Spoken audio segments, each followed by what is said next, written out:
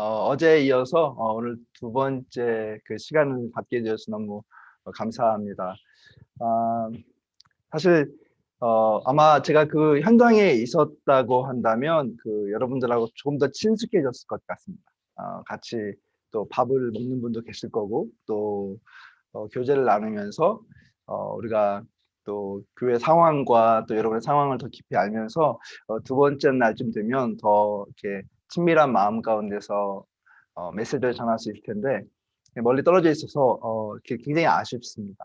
그렇지만 하나님께서 이 시간을 통해서 여러분들에게 필요한 말씀 또 우리가 함께 고민해야 될 것을 알게 할 수 있는 그런 시간이 아닐까 생각을 하면서 오늘도 제가 여러분에게 하나님께서 우리와 함께 하시고 또 영으로 연결시켜 주시고 또 이것에서 여러분과 저를 사용하기 원하심을 다시 확인할 수 있는 그런 시간이 될 수 있기를 간절히 소원합니다. 잠깐 기도하고 말씀을 전하도록 하겠습니다.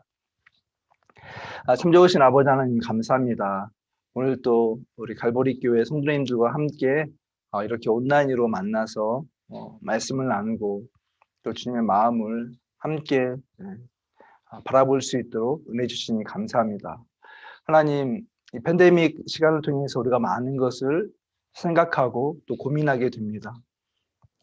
처음에는 우리의 상황과 또 이러한 그 두려움 때문에 우리가 많은 생각을 했지만 시간이 지나면서 우리의 존재와 또 우리의 부르심과 또 우리의 삶의 방향과 우리의 목적에 대해서 더 깊이 생각하게 되는 시간 같습니다. 하나님께서 분명히 뜻이 계시고 또 계획이 계셔서 우리에게 허락하신 시간임을 우리가 또한 믿습니다. 아버지 하나님, 이 시간을 우리가 헛되이 보내지 않도록 도와주시고 또 이 시간을 잘 보내기 위해서 이렇게 온라인으로 말씀 사경회를 열고 있는 우리 갈보리 교회 모든 성도님들에게 함께하여 주셔서 주님의 말씀이 들려지게 하여 주시고 또 새로운 시대를 준비할 수 있는 귀한 터닝 포인트가 될 수 있는 시간 될 수 있도록 인도하여 주시옵소서.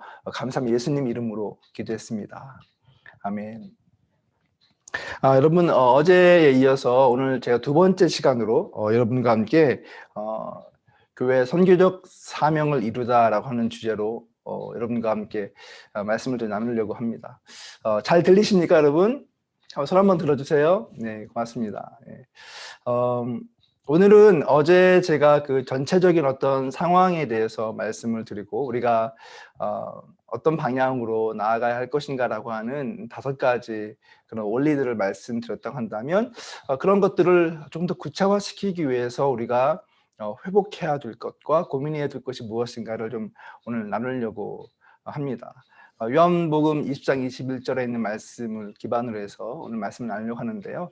여러분, 우리가 성경을 보면서 어제도 제가 잠깐 언급을 했지만 이 시대에 우리가 그 상황적인 현실 속에서 굉장히 많이 불안하고 두렵고 떨리고 또 미래에 대한 그런 아무것도 보이지 않는 어떻게 하면 정말 그 어두컴컴한 그 길을 걷고 있는 것 같은 그런 삶 속에서 어쩌면 굉장히 큰 위기가 우리에게 닥쳤다. 그리고 이것이 우리 교회에도 엄청난 위기다라는 생각을 하게 되지만 그렇지만 어제 제가 처음에 말씀드린 것처럼 하나님께서는 이 위기를 통해서 일하시는 분이시고 교회는 위기를 통해서 성장해 왔고 또 그 사명을 이루어 왔다라고 하는 것들을 여러분 기억했으면 좋겠습니다. 그리고 잘 아는 것처럼 여러분 초대교회의 역사를 보게 되면 초대교회의 그 시작 자체가 우리가 생각하고 예상하는 것과는 전혀 다른 상황 속에서 교회가 시작되었던 것을 보게 되죠. 우리가 예루살렘에서 성령의 역사를 통해서 이제 초대교회가 형성이 되고 그 복음이 전파되기 시작했는데 사실 여러분 우리가 성경을 읽다 보면 한 가지 오해하는 것이 성경 자체에 나와 있는 그 아주 자세한 내용들, 지명들, 또 사건들, 뭐 기적들 이런 것들에 대해서 굉장히 감동하지만 실제적으로 그 당시 역사적인 안목에서 이 기독교 역사를 들여다보게 되면 그 사건은 사실 아무것도 아닌 사건입니다. 아무도 주목하지 않는 저 변방에 아주 소수의 사람들이 일으켰던 사실 해프닝에 지나지 않는 것이죠. 사실 우리는 성경을 보게 되면서 성경에 나와 있는 그 스토리들을 이렇게 어떻게 보면 현미경으로 들여다보면서 그 사건들을 잘 알고 있는 것입니다. 이 그림을 보면 알겠지만 사실 그 당시 초대교회 상황을 보면 초대교회는요 변방의 작은 소수의 사람들, 또 아무도 주목하지 않는 사람들에 의해서 시작된 그런 어떤 믿음이었습니다. 근데 여러분, 이 초대교회가 가지고 있었던 한 가지 아주 중요한 특징이 있었습니다. 그것이 무엇일까요? 아주 소수의 사람들, 아무도 주목하지 않는 사람들이 믿고 있었던 이 그리스도에 대한 그 신앙의 이것이 확신이 되고, 그 확신에 의해서 믿음을 전 세계로 전파하는 그 운동력이 그들에게 있었다고 하는 사실입니다. 그러니까 교회는 사실 머물 수 있는 그런 공동체가 아니었다고 하는 것이죠. 교회는 성령의 역사로 인하여서 여러분 우리 사도행전 2장에 보면 성령이 임하고 난 다음에 나타나는 현상이 뭐냐면 그들이 기도하고 나서 성령을 받고 그 밖으로 뛰쳐나갑니다. 그리고 밖에 나가서 복음을 전파하는 그런 삶을 사는 것을 보게 되는데, 각종 방언을 통해서 그런 어떤 운동력이 초대교회는 지속적으로 나타났다고 하는 것이죠. 그래서 그 변방의 아주 소수의 사람들이 끊임없이 그 복음의 삶을 살아내게 되었을 때 이 운동력은 어마어마한 그런 능력으로 나타나게 되는 것을 보게 됩니다. 그러면 이 그림을 보시면 사실 이 4세기가 되었을 때 기독교가 어디까지 전파되었는가라고 하는 것을 우리가 보게 되는데요. 아까 우리가 보았던 그 그림은 여러분이 보실 때 미들 이스트라고 하는 저 중동 지역의 그 아주 작은 변방의 한 점밖에 되지 않는 그 지역에서 시작된 운동이었습니다. 그런데 4세기 정도가 되었을 때는 이 기독교의 복음이 전 유럽과 북아프리카까지 전파되어져 있는 것을 보게 됩니다. 우리가 지금 볼 때는 별것 아닌 것처럼 보이겠지만 여러분, 사실 이것은 이성적으로 볼 때는 불가능한 일들입니다. 언어가 다르고 또 이동수단도 없고 문화가 다르고 또 사람들마다 갖고 있던 신분의 격차가 있었고, 그렇기 때문에 지금과 같은 이런 자유가 주어진 시대에도 복음을 전하는 것이 이렇게 어려운데, 당시에 이렇게 소수민족이고 또 힘도 없고 돈도 없고 도망자이고 어떻게 보면 정말 숨어서 지내야 될 그런 아주 연약한 사람들이 믿었던 그 신앙, 그 믿음이 전 세계로 퍼져나갔다고 하는 것 자체는요, 이것은 불가능한 일이라고 하는 사실입니다. 우리는 여기서 이 교회가 가지고 있었던 어떤 절대적인 운동력, 성령에 의해서 성령에 순종하게 되었을 때 하나님께서 하시는 일들이 무엇인가라고 하는 것들을 우리는 배우게 된다고 하는 것이죠. 사실 오늘 우리가 가장 중요하게 여겨야 될 것이 바로 이것입니다. 어떤 프로그램, 또 어떤 이벤트를 통해서 사람들에게 교회의 이미지를 좋게 할 것인가, 또 어떻게 해서 많은 사람들을 교회로 이끌어 올 것인가 라고 하는 것을 고민하는 것이 아니라, 실제로 하나님께서 우리 가운데 거하시고 성령께서 우리 가운데 거하셨을 때 우리가 그 성령님의 힘에 의해서 사용되어질 수 있는 그런 그릇으로 내 자신과 우리 교회 공동체가 준비되고 있는가라고 하는 것들을 우리는 사실 심각하게 고민해 보아야 한다는 사실이에요.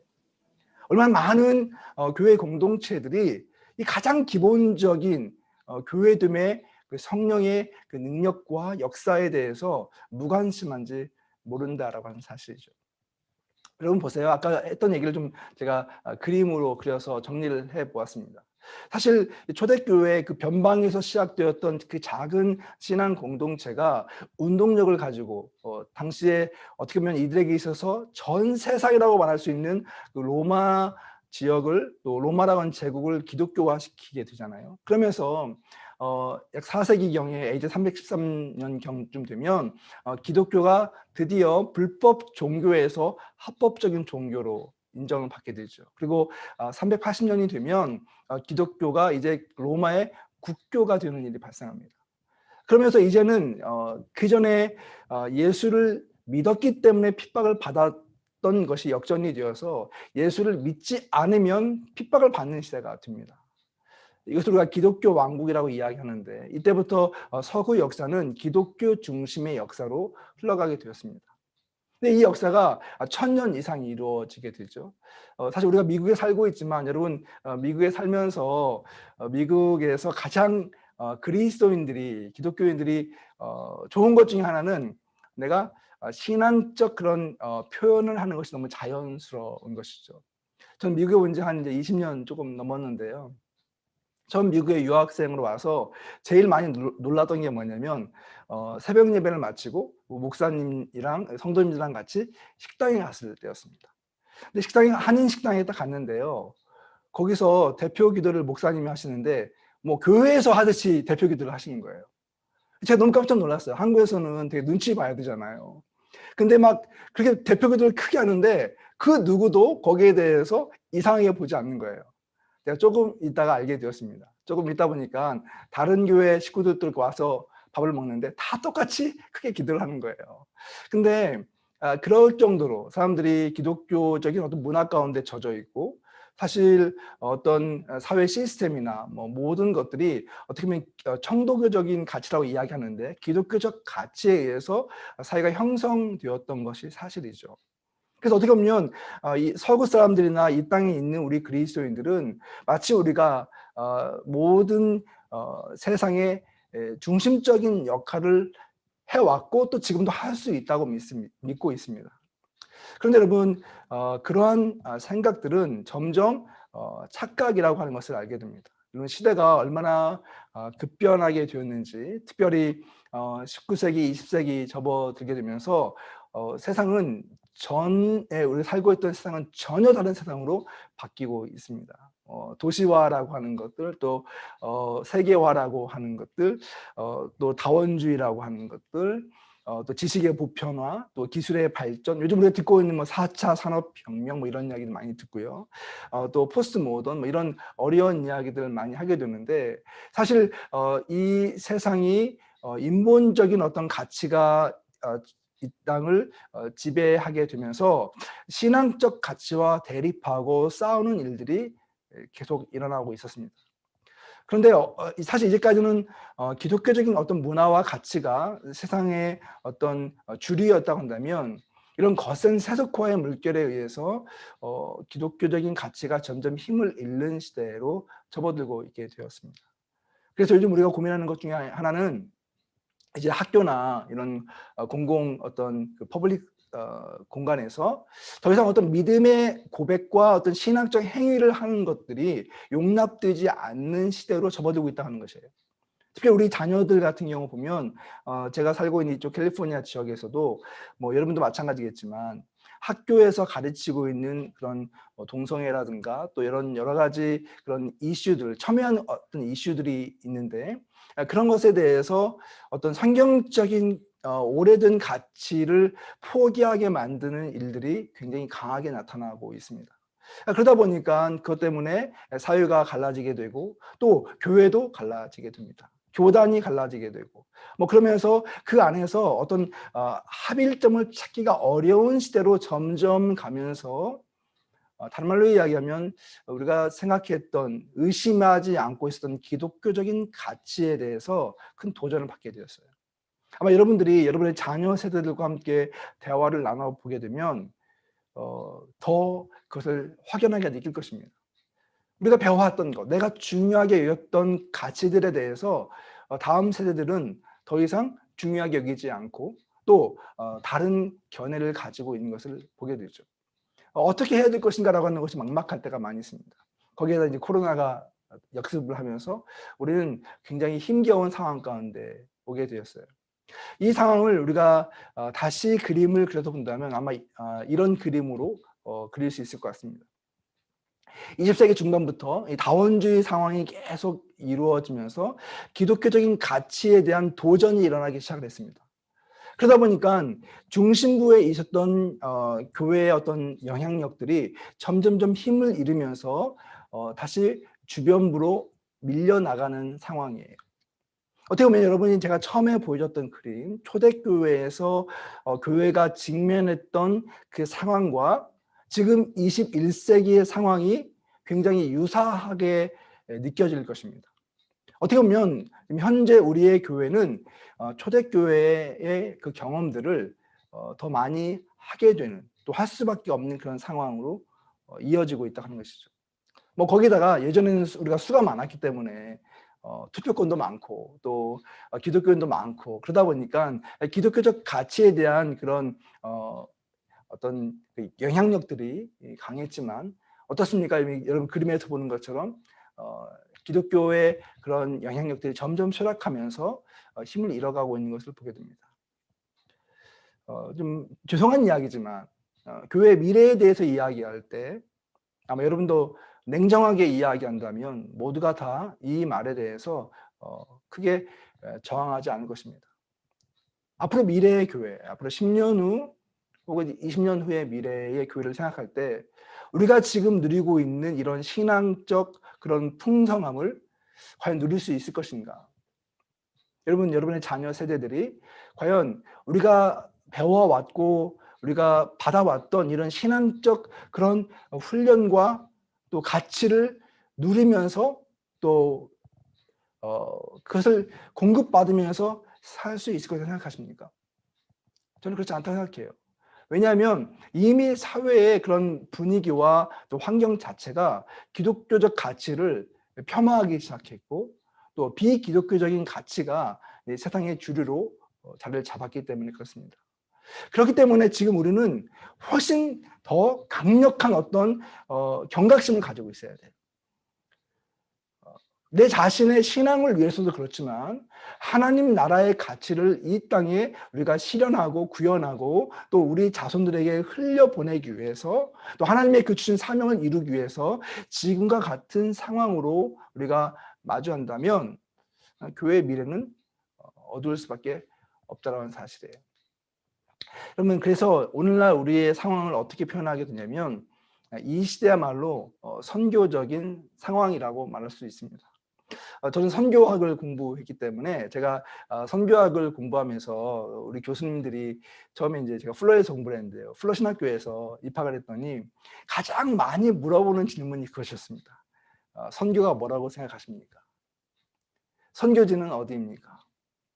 저는 사실 제가 처음 20년 전에 유학을 왔을 때만 하더라도 제가 해외 선교를 좀 섬기고 싶었던 마음이 있었기 때문에 제 마음 가운데는 선교하면 비행기를 타고 또 배를 타고 오지에 가서 고생을 직살하게 하면서 정말 주님을 위해서 내 모든 것을 다 희생하는 이런 걸 생각했었거든요. 그런데 여러분 물론 그것도 너무나 중요한 가치죠. 그런데 시간이 점점 흘러가면서 한 가지 새롭게 깨닫게 된 것이 뭐냐면 우리가 살고 있는 이 미국 땅이 선교지가 되었다는 사실입니다. 우리 자녀들이 살고 있는 이 사회가 선교지가 되었다고 하는 것입니다. 더 정확하게 이야기하면 여러분 우리 가정이 선교지가 되었다는 사실입니다.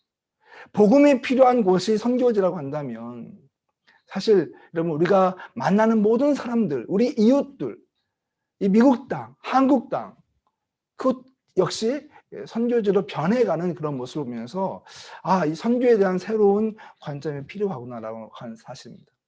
과거에 지금 말씀드린 것처럼 교회의 위치가 많이 달라졌습니다. 예전에는 중심부에 있었고 또 다수자였고 어떻게 보면 이 정착민으로서 어떤 특권을 가지고 있었고 이 사회를 통제할 수 있는 그런 권리를 갖고 있는, 그래서 이 세상에 이 교회라고 하는 좋은 조직과 제도가 잘 세워졌을 때 사회가 평안할 수 있다고 하는 믿음과 어떤 신념을 가지고 있었습니다. 그런데 이렇게 사회가 급변하면서 불과 몇십 년 만에 교회는 중심부에서 주변부로 옮기게 되었고 다수자에서 소수자로 전락을 하게 되었어요. 정착민에서 이제 거류자가 되었습니다. 더 이상 특권을 이야기할 수 없는 다원적인 어떤 선택의 하나의 종교로 사람들의 눈에 비치게 되었고요. 통제보다는 이제 우리의 어떤 신앙적 증언을 통해서만 우리의 믿음을 전달해야 하는, 그래서 진정한 선교, 그리고 진정한 어떤 운동이 우리 가운데 일어나지 않는다면 교회는 희망이 없다라고밖에 말할 수 없는. 그러나 다시 우리가 이것을 돌이켜서 이야기한다면 초대교회에서 그 어려운 상황 가운데서 그들이 복음의 그 능력으로 이교도들로 가득 차 있는 이 세상을 변화시켰던 것처럼 어쩌면 오늘 우리에게 가장 중요하게 요구되는 결단과 헌신이 우리에게 지금 요구되고 있다는 사실입니다. 전 여러분에게 그러면서 어떻게 우리가 이러한 사역을 이뤄갈 수 있을 것인가, 그러한 사역을 이루어가는 운동이 바로 이 선교적 교회 운동이라고 말씀을 드릴 수 있을 것 같아요. 참 감사하게도요, 이렇게 사회가 세속화가 되어가고 교회가 점점 더 그 영향력을 잃어가고 있는 20세기 후반에 하나님께서 새로운 운동을 일으키셨습니다. 사실 교회의 역사를 보게 되면요, 참 재미있는 것은 교회가 어떤 하나의 패턴을 통해서 교회가 꾸준히 성장한 것이 아니라요, 하나님께서는 그 시기마다 시대마다 새로운 운동과 새로운 인물들을 불러일으켜서 그들을 통해서 새로운 관점으로 새로운 역사를 일으키셨던 것을 보게 됩니다. 근데 20세기 후반 들어서 하나님이 이 땅에 불러일으키셨던 운동이 바로 이 미셔널 처치 운동입니다. 선교적 교회 운동이에요. 그래서 가장 쉽게 이야기하면 바로 세속화와 또 제도화로 물들어 있던 교회, 어떻게 보면 교회의 어떤 본연의 사명을 잃어버리고 우리에게 주어진 특권과 권리를 누리고 있던 우리 기독교 공동체에게 교회의 본질이 무엇인가, 하나님께서 이 교회 공동체를 왜 세우셨는가, 우리가 왜 부름받은 자로서 함께 모여서 예배하고 기도하고 그리고 그 에너지를 통해서 무엇을 해야 할 것인가라고 하는 것을 묻는 운동이 바로 이 선교적 교회 운동이라고 하는 것이죠. 그 운동이 일어나면서 사실 엄청나게 많은 그런 변화들이 이 땅에서 일어났던 것을 보게 됩니다.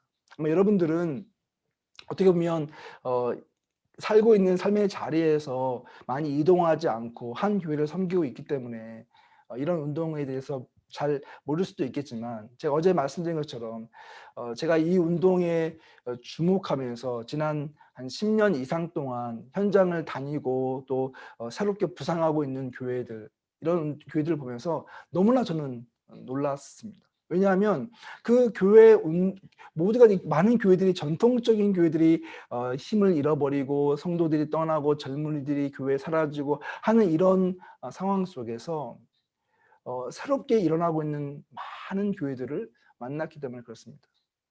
그런데 그런 교회들은요, 문을 열고 들어가면 그 문을 열고 들어가는 그 순간부터 달라요. 제가 지금도 잊을 수가 없는 게, 제가 오렌지 카운티에 있는 어느 한 교회, 제가 처음으로 그 교회를 갔을 때였습니다. 제가 이런 어떤 목마름이 있어서 친구들에게, 제가 그때 한참 공부하고 있을 때였는데, 어쩐지 이렇게 좀 정말 새로운 교회가 없냐고, 하나님께 정말 들어 사용하는 그런 교회가 없냐고 물었을 때 한 친구가 저에게 한 교회를 소개를 해주더라고요. 그래서 제가 주일날 아침에 차를 운전하고, 그때 뭐 내비게이션이 없었으니까 이렇게 구글 지도를 뽑아가지고 이제 갔는데, 갔더니 교회가 없어요. 건물이 그냥 창고 같은 데에서 예배를 드리더라고요. 근데 너무 놀라운 것은 길에 주차를 하고 그 창고 같은 건물에 들어갔을 때 그 문이 딱 열리는데요, 여러분 그거 아시죠? 성령님께서 임하시는 그 현장, 그리고 그 성령의 그 역사가 있는 그 현장, 문을 열고 들어가는데 저는 이렇게 민감한 사람이 아닌데도 불구하고 영적인 기분이 확 들어오는 거예요. 그래서 이게 정말 살아있다, 이런 생각이요. 이게 살아있는 교회구나. 예배를 시작하고 마치는 그 순간까지 얼마나 많이 울었는지 모릅니다. 하나님께서 지금 여기서 이 현장 가운데서 일하고 있구나.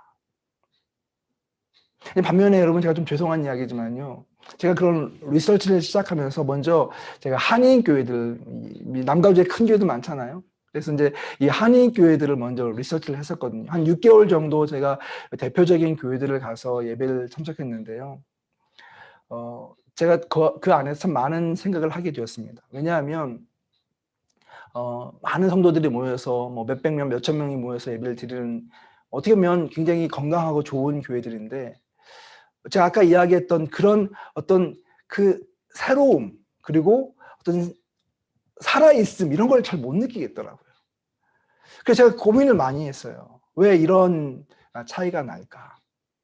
그런데 여러분, 하나님께서 일하시는 것이 어디에 있는가? 하나님께서 지금 이 시대에 어디에 관심을 기울이고 어떤 사람들과 일하고 있는가라고 하는 것을 여러분 우리는 촉각을 세우고 그것을 설치할 필요가 있습니다. 아까 얘기했듯이 하나님은 시대마다 깨어있는 소수를 통해서 일하시기 때문에 하나님께서 일하시는 그 현장에 목마르고 하나님의 그 역사하심 가운데 민감하게 반응하는 공동체와 함께 하십니다. 그렇기 때문에 우리 교회가 새로워지기 원한다면 우리는 좀 더 우리가 어떻게 하나님 앞에서 겸손하게 그분의 임재를 경험하고 그분의 이끄심 앞에 우리가 반응할 수 있을 것인가라고 하는 그 고민이 우리 교회의 고민이 되어야 돼요. 여러분은 어떤 고민하고 있는지 모르겠습니다. 여러분 함께 장로님들이 함께 모이고 또 중역들이 함께 모였을 때 여러분 어떤 고민하십니까? 소그룹들이 모였을 때 여러분 어떤 고민하십니까? 리더로서 여러분들은 어떤 고민을 나누고 있습니까? 하나님께서 우리에게 원하시는 것은 하나님의 심장을 가지고 정말 그분의 뜻을 간구하고 그분이 원하시는 그러한 삶을 살아내는 것이라고 하는 것이죠. 그런 의미에서 제가 그렇게 많은 교회들을 다니면서 발견했던 키워드가 뭐였냐면 바로 이 미셔너, 이 선교적이라고 하는 것이었습니다. 하나같이 이러한 교회들은요, 물론 형태는 다르고 교회 사이즈는 다르고 또 리더도 다양한 인종으로 구성되어 있고요. 그럼에도 불구하고 이들 가운데는 정말 교회가 교회되기 위해서 선교적인 그런 사명을 감당하기 위해서 모든 역량과 또 힘을 기울이고 있는 것을 보았습니다. 어떻게 하면 교회가 교회로서의 그 본질을 회복할 수 있을 것인가? 여러분, 우리가 이제 오랫동안 교회를 많이 다녔잖아요. 제가 아마 여러분하고 현장에 있었으면 아마 제가 옆에 있는 분한테 교회가 무엇이냐라고 이렇게 물어보라고 했을 것입니다. 아니면 제가 만약 세미나를 한다면 테이블 위에다가 종이를 나눠주고 여러분이 생각하는 교회에 대한 정의를 적어보세요. 이렇게 이야기했을 거예요. 여러분 여기 계신 분들 가운데서 어떤 분들은 평생 교회를 다니시고 또 교회에 대한 교육과 훈련과 뭐 엄청나게 많은 그런 지식을 갖고 있는 분들이 많이 계실 건데요. 교회가 무엇입니까? 교회? 한번 생각해 보세요, 여러분. 교회란 무엇입니까? 제가 이런 거 물어보잖아요. 그럼 재밌는 건 교회에 대한 정의가 수백 가지라고 하는 걸 알게 되었어요. 사람들마다 교회에 대해서 생각하고 있는 강조점이 다르더라고요. 물론 여러분이 생각하고 있는 교회에 대한 정의가 다른 것은 아닙니다. 근데 보통 우리가 신학교에 가게 되면 교회에 대한 정의를 이렇게 배웁니다. 한번 같이 읽어보도록 하겠습니다. 시작. 교회란 세상으로부터 부름받은 하나님 나라 백성의 공동체이다. 보통 우리가 교회에 대한 그 어떤 전형적인 그런 정의를 내려간다면 이렇게 배웁니다. 세상으로부터 부름받은 하나님 나라 백성의 공동체이다. 맞습니다, 여러분. 교회란 무엇입니까? 교회는 구별된 하나님 백성의 공동체예요. 하나님은 우리를 세상 가운데 내버려 두지 않으시고 그 가운데에서 우리를 특별히 사랑하시고 복음을 전해 주셔서 예수님을 믿게 하시고 그 믿는 자들을 통해서 이 교회라고 하는 구별된 공동체를 만드셨어요. 자, 근데 여기 질문이 있습니다. 하나님께서 우리를 이렇게 세상 가운데 그 많은 사람들 가운데서 우리를 특별히 여기셔서 우리를 이렇게 불러주시고 교회라고 하는 공동체 안에 한 사람으로 한 지체로서 우리를 만들어 주셨는데 무엇을 위해서요? 하나님이 왜 교회를 만드셨을까요? 왜 이 땅에 이렇게 많은 지역교회들이 존재하는 것일까요? 왜 우리가 필요한 것일까요? 하나님은 우리를 통해서 무엇을 하기 원하셨을까요? 그게 심각한 문제입니다. 근데 여기에 대해서 교회에 대한 또 다른 측면이 있다고 하는 것을 우리는 배우게 되죠. 오늘 우리가 읽은 말씀에 의거해서요. 교회에 대한 정의를 이렇게 내려볼 수가 있습니다. 한번 같이 읽어보겠습니다. 시작. 교회란 세상의 구속을 위해 세상으로 보냄받은 백성의 공동체이다. 아멘. 아멘. 여러분 교회에 대해서 우리가 정의를 내릴 때 아까 이야기한 것처럼 우리는 세상으로부터 부름받은 하나님 백성의 공동체라고 하는 사실이에요. 그런데 성경에 보면 마태복음, 마가복음, 누가복음, 요한복음, 사도행전 계속해서 거기서 반복하는 것이 뭐냐면 하나님께서 그의 백성들을 보내신다고 하는 이야기가 나와요. 어디로 보내시냐면 세상으로 보내신다고 하는 거예요. 그 세상에서 우리가 감당해야 될 사명이 있다. 그것이야말로 우리에게 주어진 그 부르심의 목적이라고 하는 거예요. 만약 우리가 보냄받음이 없다면, 세상으로 보냄받음이 없이 모이기만 한다면 우리는 하나님의 그 진정한 의도를 잘 이해하지 못하고 수행하지 못하는 결과를 낳게 되는 거예요. 하나님이 우리를 부르신 목적은 뭐냐면 바로 우리를 통해서 하나님을 경험하고 또 사랑의 공동체를 통해서 서로를 향한 그런 그 섬김과 또 성숙함을 도모하고, 그리고 그것을 통해서 우리가 그 에너지와 그 힘을 통해서 세상에 나가서 세상의 구속을 위해서, 세상의 변화를 위해서 사역해야 되는 그런 선교사로서의 부름을 받았다고 하는 사실입니다. 여기서 여러분과 저의 정체성이 달라지게 된다는 것입니다. 여러분, 우리는 단순하게 그냥 세상에서 대충 살다가 이제 때가 되었으니까 믿음을 갖고 이제 뭐 영원한 삶을 살아야지, 그래서 우리가 예수 믿는 거 아닙니다. 여러분, 하나님께서 여러분을 특별히 부르신 이유는 바로 이 사명을 맡기시기 위해서 우리를 부르셨다는 사실을 기억했으면 좋겠습니다. 그런 관점에서 본다면 여러분, 우리가 교회에 대한 그 그림을 다시 그려볼 필요가 있습니다. 지금 여기 나와 있는 것처럼 전통적으로 우리가 교회에 대해서 생각을 하면 이제까지 교회는 많은 사람들을 어떻게 교회로 모을 수 있을까라고 하는 것에 초점이 있었습니다. 그래서 교회됨의 어떤 성공적인 지표는 어제도 우리 잠깐 언급했지만 그 성공에 대한 그 스코어보드가 얼마나 많은 사람들이 교회에 모여 있는가라고 하는 것이었어요. 물론 이것도 중요한 일입니다. 잘 해야 됩니다. 그런데 여러분, 여기서 그치면 안 된다고 하는 거예요. 진짜 교회는 무엇입니까? 이제 그 화살표가 달라져야 돼요. 이 화살표가 어떻게 모인 사람들을 다시 세상으로 보낼 수 있을 것인가라고 하는 거예요. 이것이 선교적 교회의 다이나믹입니다. 하나님께서 우리를 모으신 이유를 실현시켜드리는 과정이라고 하는 거예요. 그래서 우리의 어떤 그 관점과 우리의 가치가 달라지게 되면서, 그러면 이제 목회자들이 고민하게 되는 것이죠. 어떻게 이 성도님들을 세상으로 보낼 수 있을까?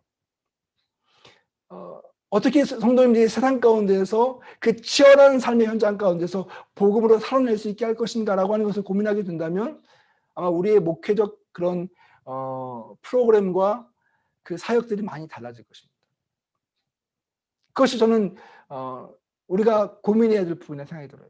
평신도 리더들도 마찬가지입니다. 평신도 리더들도요, 교회에 요구해야 될 것이 더 좋은 서비스, 더 좋은 어떤 안락함, 우리를 케어하는, 물론 이것도 중요하죠. 그런데 여러분, 더 중요한 것은 무엇입니까? 우리가 세상 속에서 하나님의 사람으로 보냄받은 자로서, 하나님의 대사로서, 하나님의 선교사로서 살아갈 수 있도록 저희를 훈련시켜 주세요. 여러분, 그 요구가 여러분에게 있어야 됩니다. 내가 세상 속에서 하나님의 그 나라를 위해서 그런 사명을 감당하고 싶은데 저에겐 그런 능력이 없어요. 제가 그런 삶을 살아보려고 발버둥 쳤는데 제가 이런 고민이 있습니다.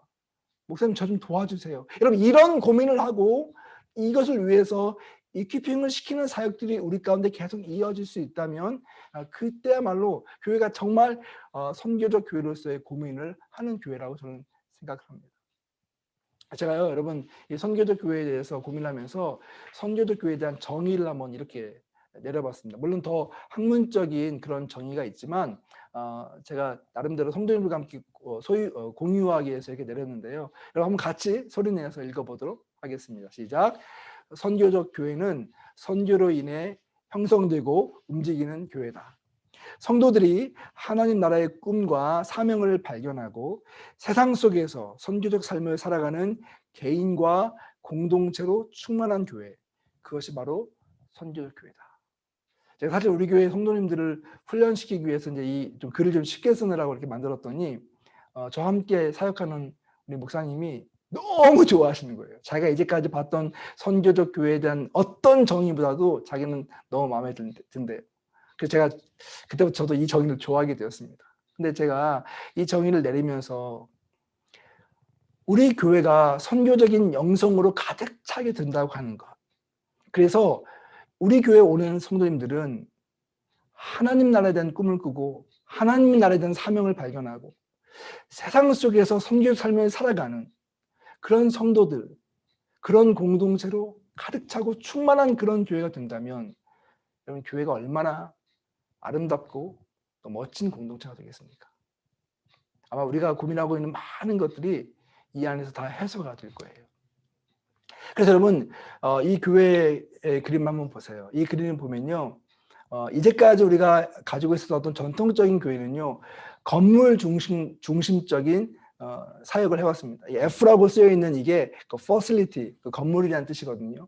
그래서 이제까지는 좋은 건물을 지어놓고 성도들이 세상 속에서 잘 견디다가 주일날 교회 오고 월, 화, 수, 목, 금, 토일 교회에서 훈련받고 그래서 어떻게 하면 오랫동안 교회에 안전하게 머물게 할 것인가라고 하는데 초점이 맞춰져 있었어요.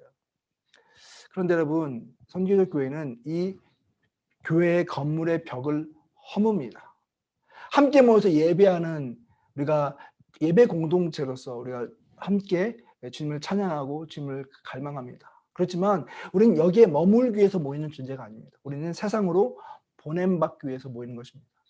그리고 하나님을 만나는 사람들, 이 원색적인 그리스도의 그 소명과 그 복음의 메시지를 받은 성도님들이 세상 한 복판에서 선교사로 살아가면서 물론 그 안에서는 치열하게 살다 보니까 상처도 받고 넘어지기도 하고 또 깨지기도 하고 실패도 하고 뭐 그렇겠죠. 그렇지만 그런 성도들이 다시 교회에 모여서 예배하는 모이는 교회와 흩어진 교회가 유기적으로 발생하고 있는 그런 교회를 우리는 선교적 교회라고 말할 수가 있습니다. 그러면 성경을 보게 되면요. 성경에서 이것을 그대로 재현하고 있는 것을 보게 됩니다. 예수님의 제자 공동체를 한번 생각해 보세요. 여러분 예수님이 이 땅에 오셔서 하나님 나라의 그 사명을 이루기 위해서 이 땅에 오셨습니다. 그래서 예수님께서 12제자를 선택하셨어요. 제가 볼 때는 만약에 제가 예수님과 같은 그런 사명을 가지고 이 땅에 왔다면 저는 이 세상에서 가장 탁월하고 똑똑하고 힘있고 능력있고 말 한마디로 하면 막 다 무너뜨릴 수 있는 그런 사람을 뽑았을 거예요. 지금 같으면 아마 BTS 이런 사람 뽑지 않았을까요? 그래서 얘들이 나가서 이야기하면 사람들이 다 환호하고 막 수천 명, 수만 명, 어제 뭘 보니까 팔로워가 몇천만 명이래요. 근데 그런 사람들 뽑아가지고 복음을 전하고 사역했으면 얼마나 효과적이었겠어요. 근데 여러분 예수님이 얼마나 비효율적인 분이신지 가장 무식하고 가장 힘이 없고 가장 가난하고 이런 정말 직업적으로 볼 때도 내세울 것 아무것도 없는 그런 사람들을 모아서 제자라고 만들어 놓으셨어요. 그리고 그들을 훈련시킵니다. 근데 여러분 어떤 훈련을 하십니까? 예수님이 하셨던 훈련은요 1단계, 2단계, 3단계 이런 훈련도 없습니다. 그분이 하셨던 것은 그냥 함께 하시는 거예요. 함께 머물고 함께 자고 함께 먹고 함께 웃고 함께 울고 그러면서 하나님 나라를 보여주시고 경험시켜 주셨어요.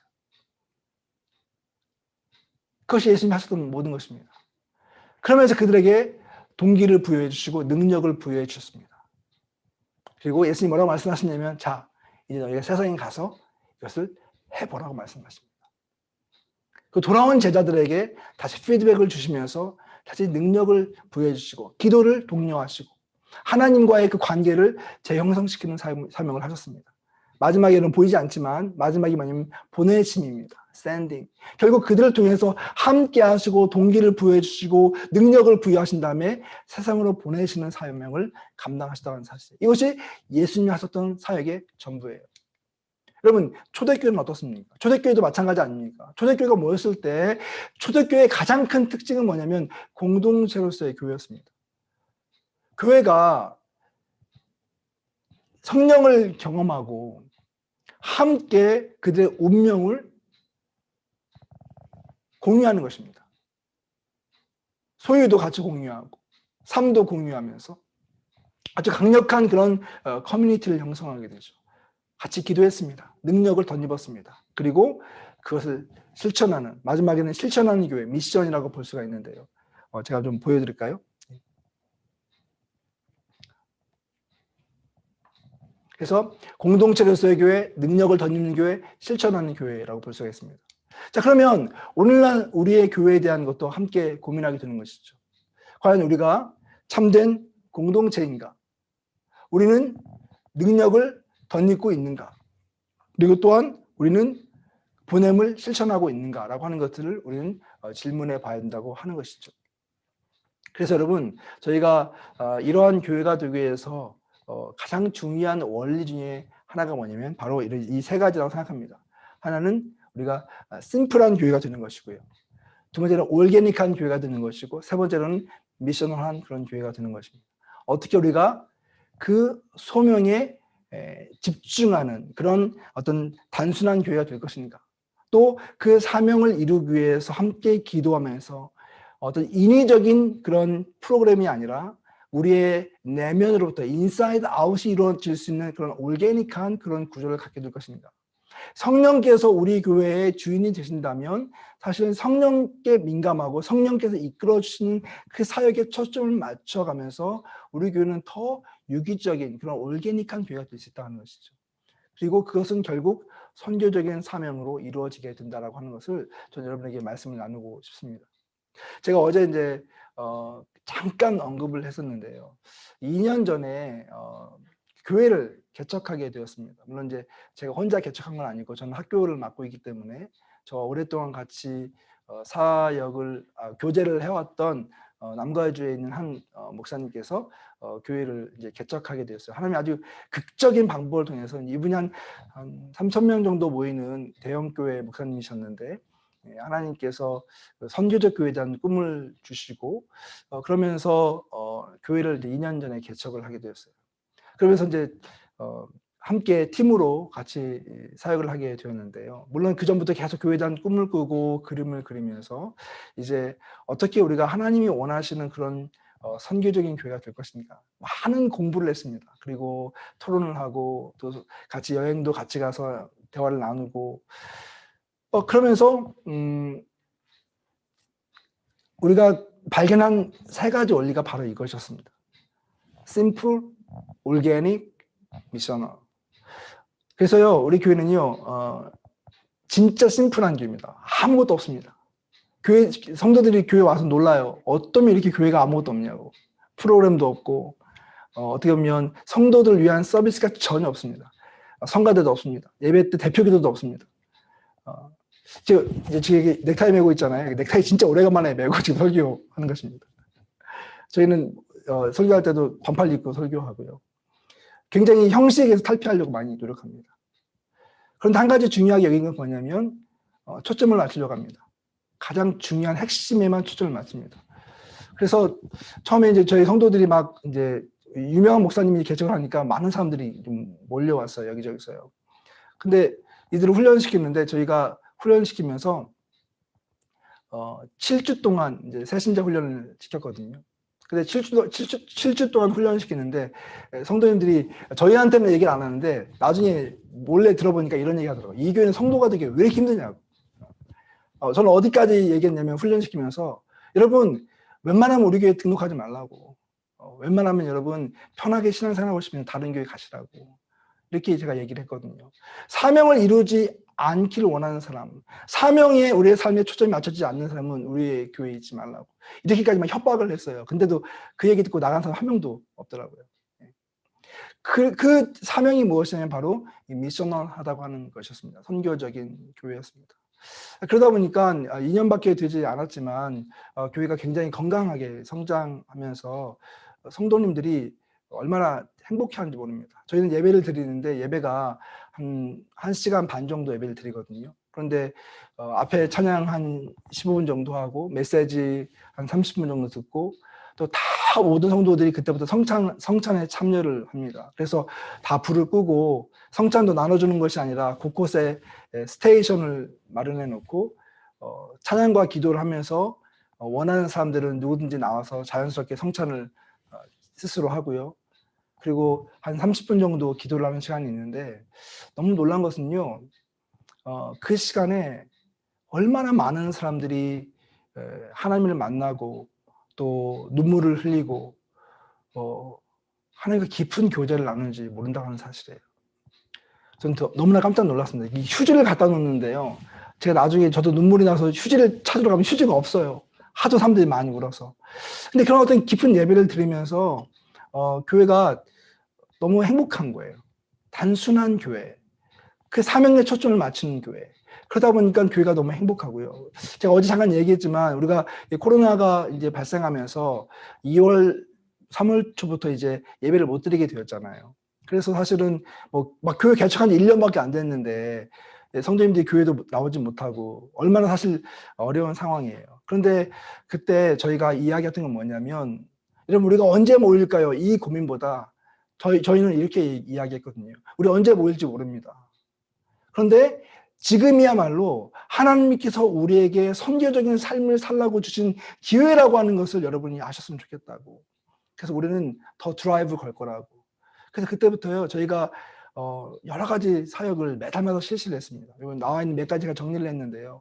오렌지 카운티 지역에 있는 지역에 20개의 미자립 교회들을 돕고요. 또 코로나 핫라인을 만들어서 홈페이지에 만들어서 필요한 사람들을 도와주고요. 또 한국에 또 어려웠기 때문에 또 거기 자금을 보내주고요. 또 사랑 나눔 캠페인 같은 걸 해서 자영업자들 그들의 그 리스트를 받아서 홈페이지에 올려서 또 그들을 지원을 하고요. 또 우리는 이제 소그룹을 MC라고 부르거든요. 미셔널 커뮤니티. 미셔널 커뮤니티들이 다 한 50개가 되는데, 이 50개가 되는 소그룹들이 지역에 있는 믿지 않는 사람들에게 찾아가서 그들을 섬기는 사역을 했고요. 또 얼마 전에는 또 섬김 사역 힐스하우스라고 하는 그 홈레스들을 돕는 사역을 또 저희가 했고요. 또 지역 소방서를 섬기고 매 달마다 저희가 사역을 찾아서 이런 섬김의 사역을 했어요. 저희가 이제 모일 수가 없으니까 드라이브스루로 성도들이 이렇게 준비를 해가지고 옵니다. 그러면은 사역자들과 이런 발런티어들이 이런 물품을 받고 같이 축복 기도를 해주고, 근데 이 짧은 만남의 시간 동안에 성도들이 울고 웃고 그러면서 참 얼마나 그 행복해 하는지를 모릅니다. 저는 이제 짧은 경험이지만 정말 참 교회로서의 어떤 그 모습을 조금이라도 실현할 수 있다고 하는 그 자체가 너무나 감사하고, 또 이런 교회를 함께 할 수 있게 된 게 얼마나 감사한지 모릅니다. 지금도 저희가 고민을 많이 합니다. 물론 완벽한 교회 아니고 여전히 인간들이 모인 교회이기 때문에 이 안에 뭐 지지고 볶고 뭐 그런 거 없겠습니까? 똑같은 갈등이 있죠. 그래서 중요한 것은 뭐냐면 그 가치와 그 방향에 따라서 교회가 움직일 수 있다고 하는 것이 참 좋은 것 같아요. 근데 여러분, 선교적 교회를 이야기하면서 우리가 중요하게 여겨야 될 것이 뭐냐면 바로 이것입니다. 우리가 어떻게 영적 제자 공동체로서의 교회가 어떻게 세상으로 나아갈 수 있는가를 하는 이 부분입니다. 그럼 이것이 저에게 있어서는 굉장히 중요한 질문이고, 또한 우리가 고민해 보아야 될 것 생각합니다. 왜냐하면 여기에 있는 우리 성도님들 가운데서도 분명히 하나님 나라에 대한 그런 소명과 사명을 가지고 세상 속에서 그리스도인답게 살고 싶은 그런 열정을 가지고 노력해 본 분들이 많이 있을 거예요. 근데 어떻습니까, 여러분? 생각보다 쉽지 않죠.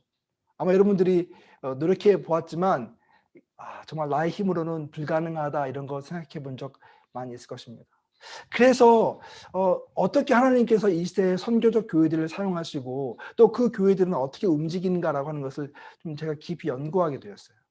그랬더니 그들이 성도들에게 선교적인 그런 소명과 사명을 강조하지만 중요한 것은 그들을 단 한 사람 홀로 보내지 않는다고 하는 것을 알게 되었어요.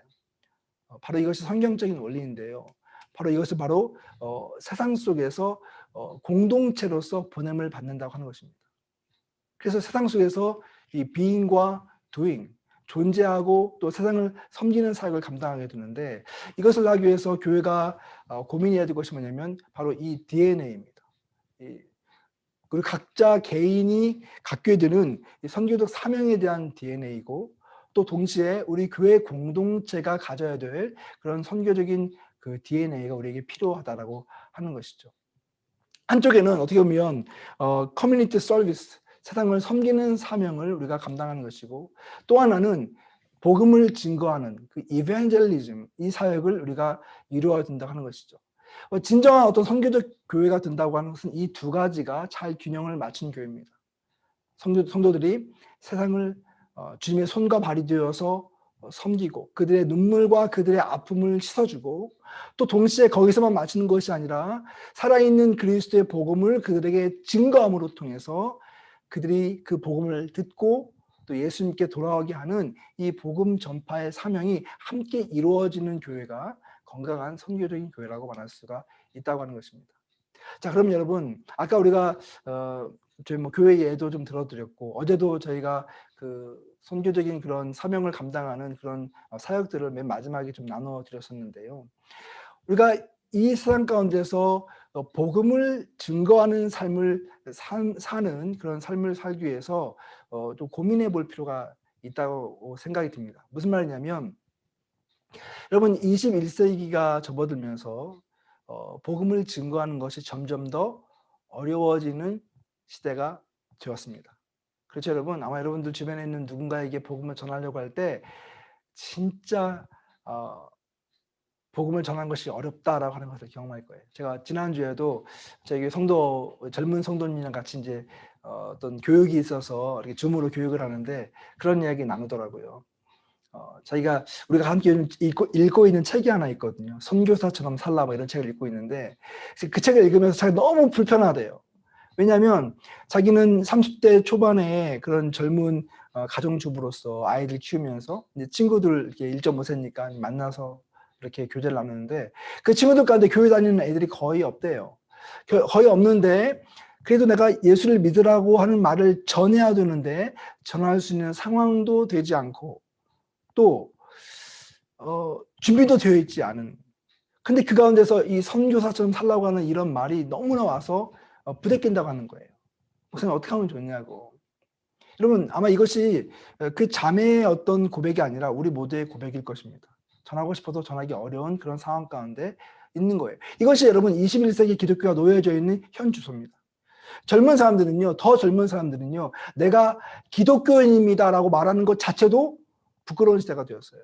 얼마 전에 한국에 있는 한 청소년 사역자한테 전화가 왔어요. 너무 정말 가슴 아픈 이야기인데 청소년 사역자들끼리 모여서 이야기를 나누는데 많이 울었대요. 그래서 왜 그러냐고.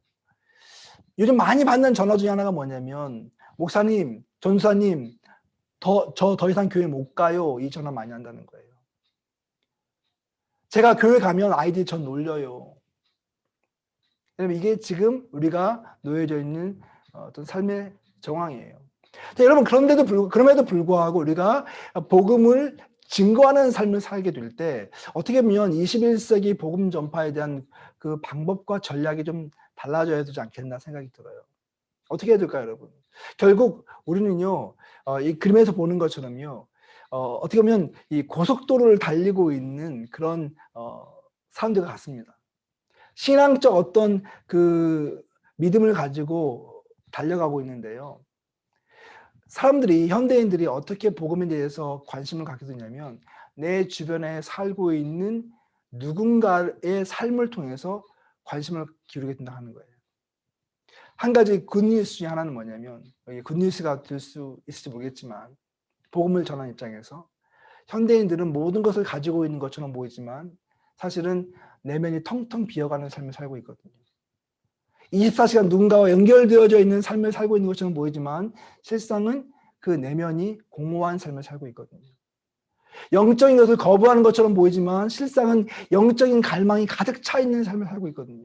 그렇기 때문에 그 주변에 누군가가 정말 영적인 삶을 살아내고 하나님과의 그 교제 가운데서 풍성한 삶을 살게 된다면 그들의 삶에 대한 호기심을 가지고 그 삶을 알고 싶고 또 배우고 싶은 그런 욕망이 생기게 된다고 하는 것입니다. 그래서 여러분 기독교 공동체가 중요한 것이 바로 여기 있어요. 제가 공동체로서 세상에 내보낸다고 하는 말씀을 드렸는데요. 이 말은 다른 말로 이야기하면 우리가 선교적인 공동체로서 일상의 삶을 살아내는 그러한 노력이 필요하다고 하는 것입니다. 아마 여러분 교회에도 속회나 이런 것들이 있을 거예요. 구역 같은 것들이 있죠. 근데 저희 교회는 우리가 소그룹을 만들면서 저희가 의도적으로 소그룹 이름을 아까 이야기한 MC라고 줬습니다. MC 하면 무슨 사회 보는 그 MC 생각하는데 그게 아니고요. 미셔널 커뮤니티의 약자입니다. 선교적인 소그룹, 모든 소그룹을 선교적인 소그룹이라고 명칭을 지었고요. 거기는 두 가지 아주 중요한 것이 있습니다. 하나는 성도들의 그 공동체로서의 삶을 같이 살아낸다고 하는 거예요. 그래서 우리들이 교회 바깥에 있지만 서로 연결되어서 기도 제목을 나누고 또 서로 관심을 나누고 서포트를 하고 믿음의 어떤 신앙적 그런 성숙을 위해서 돕는 역할을 하죠. 또 하나 중요한 것은 뭐냐면 선교적 사역의 어떤 허브로서의 기능을 한다고 하는 것입니다. 그래서 이 공동체들은요, 그냥 모여서 예배만 드리고 교제만 나누는 것이 아니라 사역을 찾습니다. 저희 교회가 여러 가지 사역을 열심히 하는 이유는 뭐냐면 성도들에게 이 사역을 통해서 선교적인 사명을 어떻게 감당할 수 있는가라고 하는 것을 깨우치게 하기 위해서 하고 있거든요. 기회를 제공하는 겁니다. 자꾸 참여하면서 이렇게 사는 것이 얼마나 가치 있는 것인가라고 하는 것을 경험시키는 일들을 제가 하고 있는데요. 이걸 계속 반복하다 보니까 그런 감정들을 많이 합니다. 예전에는 몰랐는데 실제로 내가 홈리스를 위한 그 케어 킷을 만들면서 아이들이랑 같이 가서 마켓에 가서 여러 가지 물품을 사고 그것을 집어넣고 그걸 가지고 가서 도네이션을 할 때 그 순간 얼마나 마음이 뜨겁고 따뜻해지고 이것이 정말 가치 있는 거구나라고 하는 것을 경험했다라고 하는 이런 고백들을 많이 해요. 그래서 이 선교적 공동체는요, 다이나믹이 다릅니다. 그래서 뭐냐면 우리의 관심이 내부에서 외부로 흘러가는 거예요. 이제까지 우리가 소그룹으로 모여서 어떤 사역을 할 때 우리끼리 이걸 많이 강조했잖아요. 근데 우리의 관심이 인사이드가 아니라 이 아웃, 우리 바깥을 향해 나아간다고 하는 것이고요. 두 번째로는 이 공동체라고 하는 거예요. 말 그대로 나와 당신, 우리가 그리스도 안에서 하나라고 하는 것을 의식하고 또 실제로 그런 삶을 구현해내는 거예요.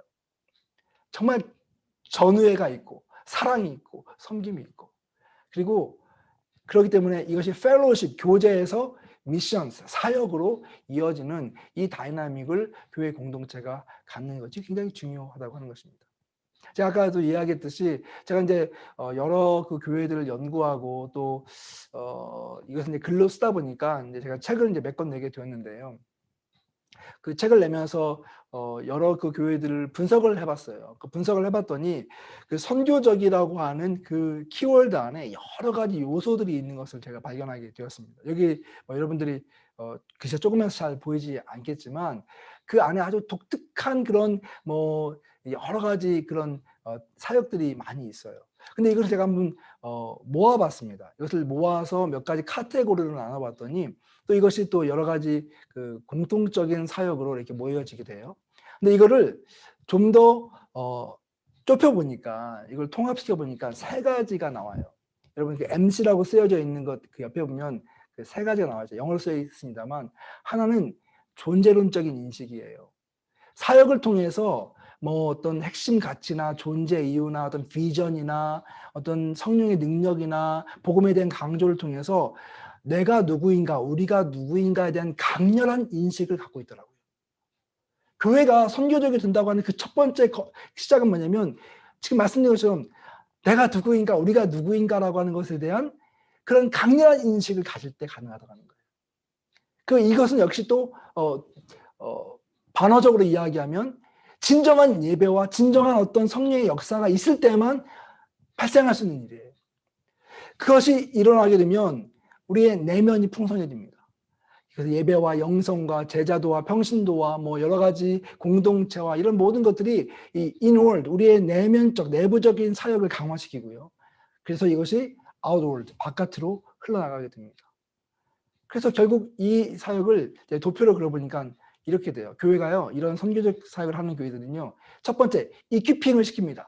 예배를 통해서, 제자 훈련을 통해서, 공동체를 통해서 성도들이 내가 누구이고 어떤 존재인가에 대한 훈련을 받게 되고, 그리고 그걸 통해서 선교적인 사명을 발견하게 되는 거예요.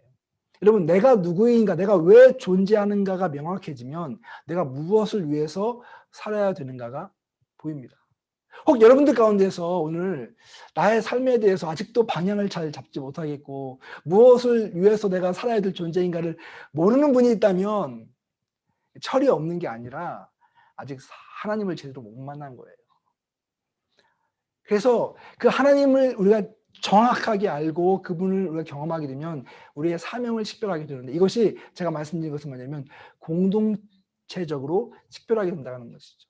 만약 여러분의 소그룹, 여러분 소그룹 리더가 있다면 소그룹에서 그 우리에게 주어진 사명이 무엇인가를 찾고 우리가 할 수 있는 일이 무엇인가라고 하는 우리의 리소스가 무엇인가를 발견할 수 있다면 거기에서 우리가 감당할 수 있는 일들이 나오게 되겠죠. 마찬가지로 교회 공동체도 마찬가지입니다. 우리 갈보리 교회가 갈보리 교회로서의 사명이 무엇인가를 저는 찾아야 된다고 생각해요. 많은 사람들이 물어봅니다. 왜 이 땅에 이렇게 많은 교회들이 있습니까? 여러분 그런 질문 들지 않습니까? 왜 이 땅에 이렇게 많은 교회가 필요할까요? 그런데 여러분 이것을 좀 더 큰 그림으로 놓고 본다면요. 하나님의 사역은 마치 모자이크와 같거든요. 각각 다른 교회, 크고 작은 여러 다른 인종의 그런 교회들이지만 각각의 교회들이 자기에게 주어진 그런 자원과 그 사명을 식별해서 그 사역을 이뤄갈 때 궁극적으로 하나님 나라라고 하는 아름다운 모자이크가 완성이 되는 거예요. 그렇기 때문에 우리가 하나님의 나라를 위해서 존재하려면 우리 교회 공동체가 우리 교회만의 독특한 사명이 무엇인가를 식별할 수 있는 안목이 필요한 것이죠. 그리고 그것을 통해서 세상과 인게이지먼이 이루어진 겁니다. 세상 속으로 들어가서 세상을 변화시키기 위한 노력을 기울일 수 있게 된다고 하는 것입니다.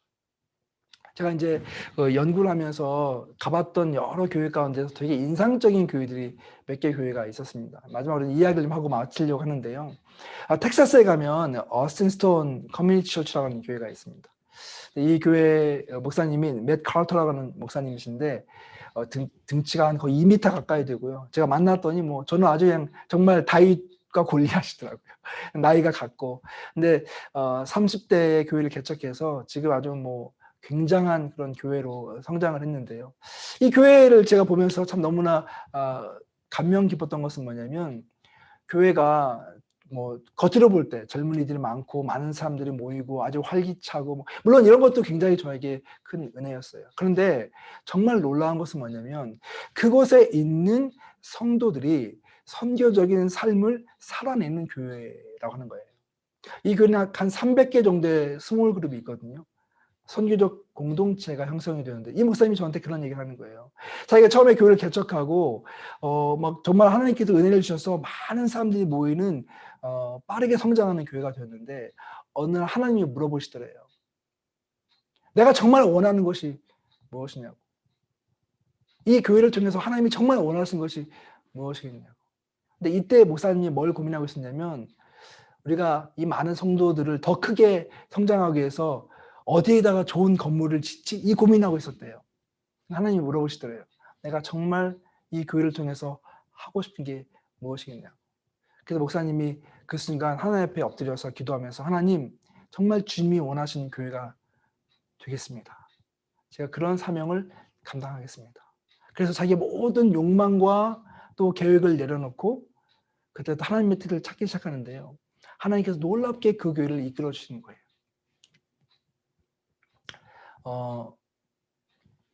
네트워크가 끊어졌네요. 보입니까, 제가요?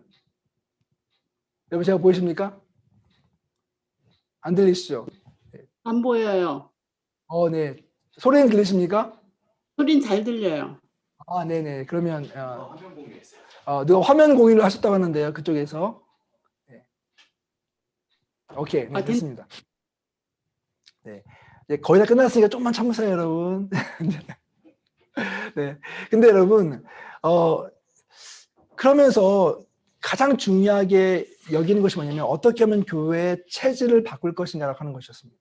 사실 교회가 많이 성장하게 되면서 많은 사람들이 무엇을 요구하기 시작했냐면 목사님 저에게 이런 서비스, 이런 프로그램 해주세요.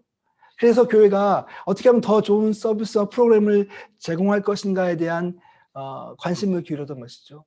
그런데 그때부터 어떻게 하면 성도들을 선교적인 삶을 살 수 있도록 만들 것인가라고 하는 것을 고민하기 시작했고 그러면서 그런 메시지를 전하고 또 훈련을 하기 시작했습니다.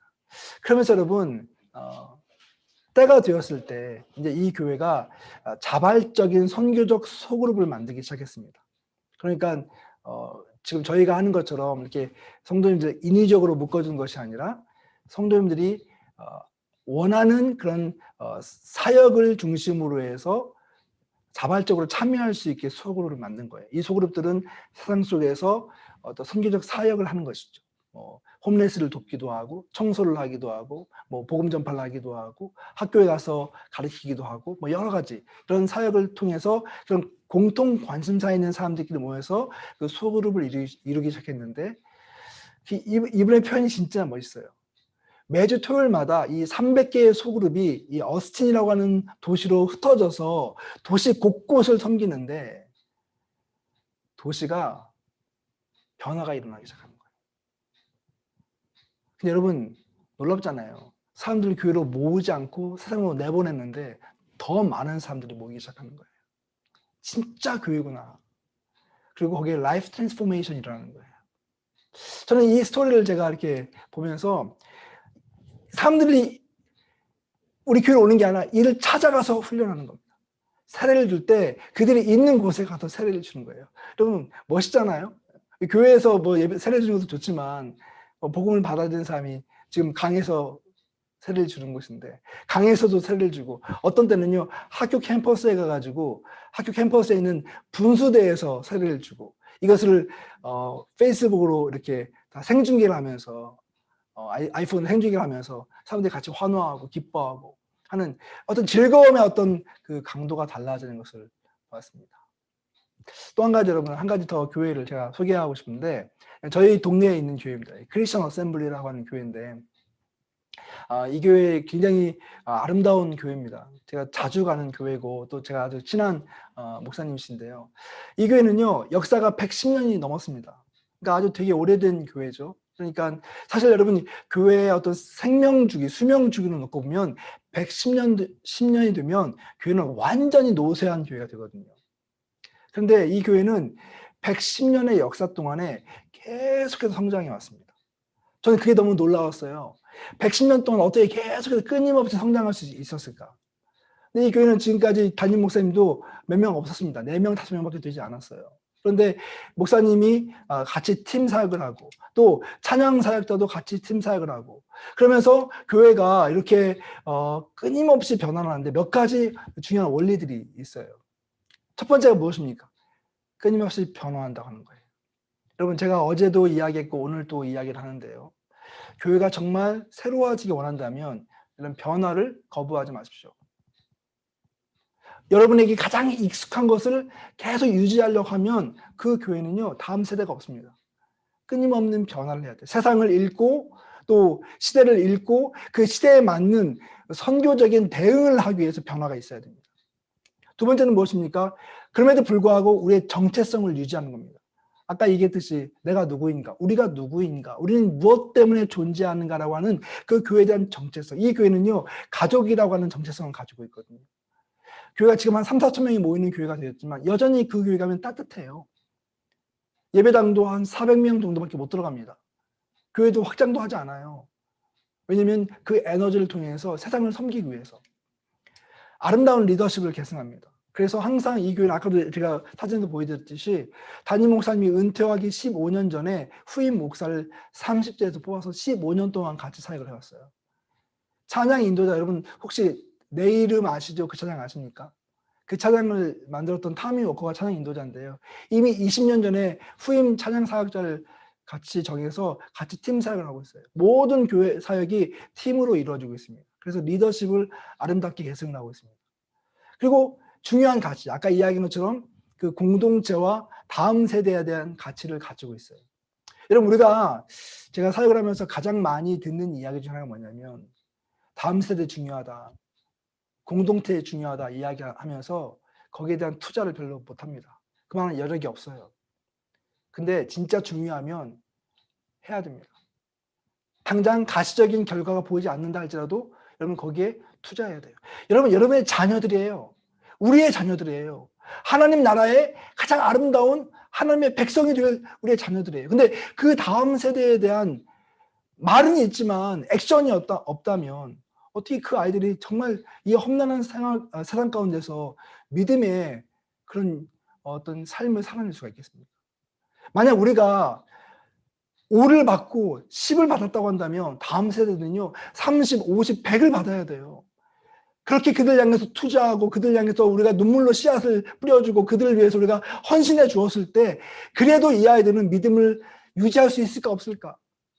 여러분 아시죠? 우리 아이들이요 대학을 들어가면요 교회를 잘 다니는 아이들 가운데서 최소한 80% 아이들이 교회를 떠납니다. 그리고 남아있는 20% 아이들이요 20대 중반이 되고 30대가 되면 그 가운데 또 절반이 교회를 떠납니다. 신앙을 버려요. 물론 그 가운데 돌아오는 아이들도 있겠죠. 그러나 많은 수가 그렇게 드롭아웃이 되고 맙니다. 물론 이것은 세상의 변화이기도 하고 도전이기도 하지만 다른 한편으로 보면 그만큼 우리가 무관심했다는 얘기도 드는 거예요. 그래서 여러분 우리 교회 구조를 어떻게 다음 세대를 세우고 또 이 신앙 공동체를 세울 수 있을 것인가라고 하는 것에 그 가치를 두게 될 때 이 교회가 끊임없이 변화하고 건강한 교회가 되는 거예요. 제가 이 교회 가서 정말 놀랐던 게 뭐냐면 물론 여기는 뭐 이 LA 지역이니까 여러분 사람도 많고요. 또 인구도 많이 있잖아요. 근데 아이들이 예배 보기 토요일 날 4시인데 예배 보기 전에 한 30분 전부터 교회 문 밖에서 기다리고 있어요. 문 열어달라고. 저 그런 교회 처음 봤습니다. 여러분 얼마나 아름답습니까? 아이들이 와서 교회에 들어가겠다고 몇십 명이 모여서 교회에서 문 열어달라고 기다리고 있는 거예요. 이런 교회가 우리도 되면 얼마나 좋을까요? 마지막으로 지역을 향한 선교적 사명입니다. 코비드가 터지고 나서요. 이 교회 이 교회 그 주차장이 항상 붐비더라고요.